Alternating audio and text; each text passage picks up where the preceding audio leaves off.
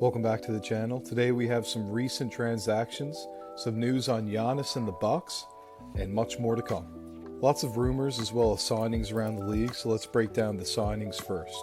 I'll quickly go through some of these signings, and the ones that I think will make more of an impact to a team or a player, I'll mention more at the end. So Trent Forrest has signed a two-way contract with the Atlanta Hawks. Henry Drell has signed a contract with the Chicago Bulls. Justin Powell has signed a contract with the Cleveland Cavaliers. Tristan Thompson also signs a contract with the Cleveland Cavaliers, coming back home there. Xavier Simpson has signed a contract with the Detroit Pistons. Trevelin Queen signed a contract with the Orlando Magic. Brandon Williams goes to the Orlando Magic.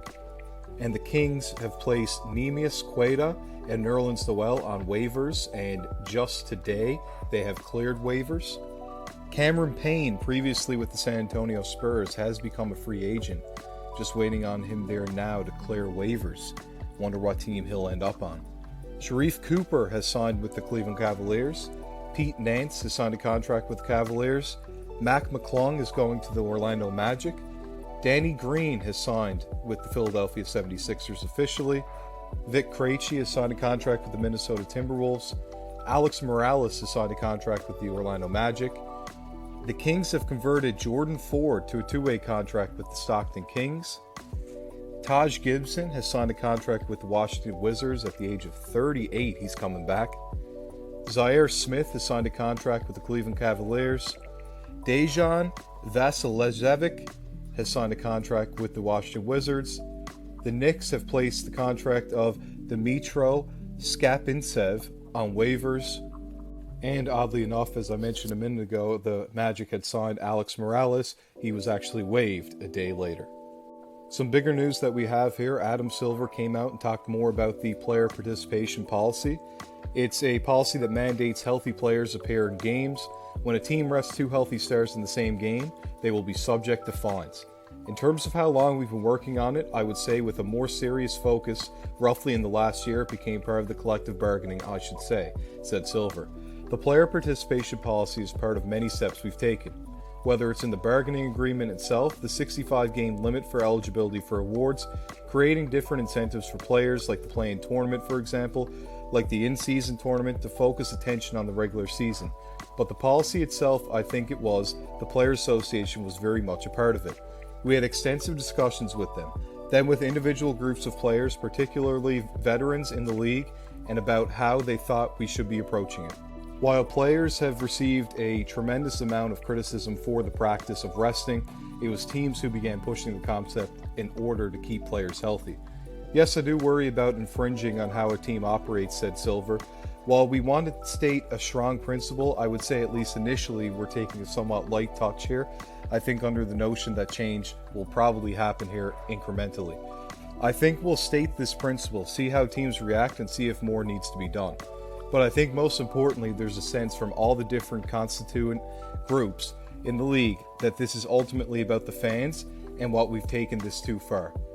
I mean, this is an acknowledgement that it's gotten away from us a bit, particularly I think when you see young, healthy players who are resting, and it becomes maybe even more a notion of stature around the league as opposed to absolute needed rest, or it's just part of being an NBA player that you rest on certain days. That's what we're trying to move away from.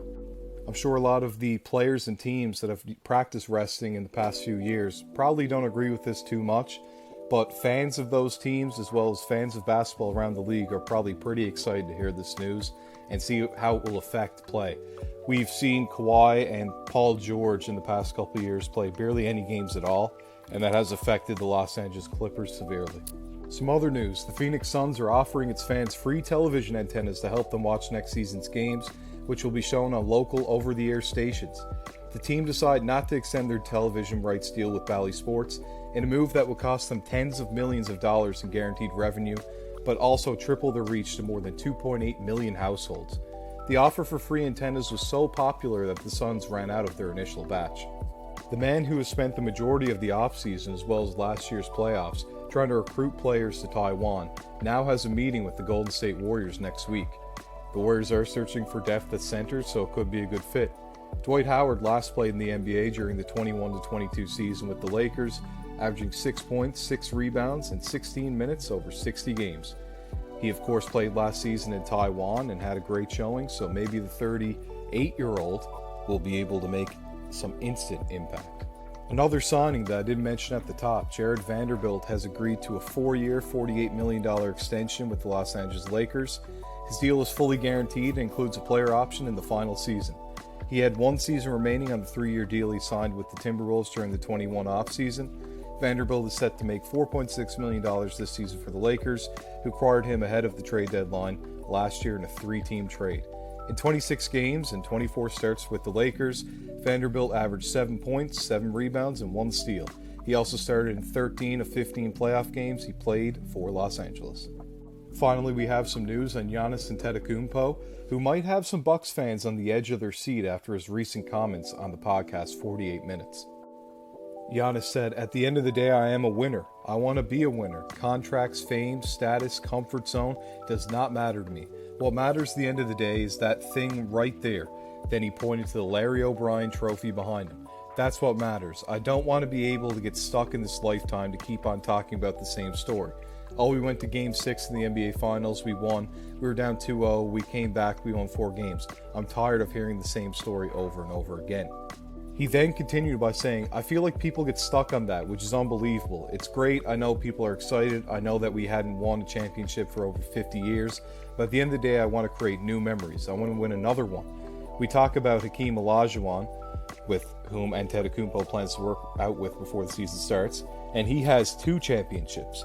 The moment I win a second championship, then maybe I can be compared to Hakeem. Right now, I cannot be compared to Hakeem. He has 2, I have 1. Let me just say it as simple as I can. But at the end of the day, if the Milwaukee Bucks organization, which is the same thing I can say every single year I've been with the Bucks, as long as we were in for a championship, as long as nobody's comfortable, as long as everybody's sacrificing the same amount of time and sweat and blood that I've sacrificed for the city to win a championship, we're all good. The moment I feel like people are complacent and they're okay, because at the end of the day, this is the NBA. You are taken care of. You stay in a 5-star hotel, you eat the best food, lobsters, you go and drink wine. I don't drink, but you get in a charter, you're playing. On the 15th and the 1st, you get your paycheck. Everybody is comfortable. No.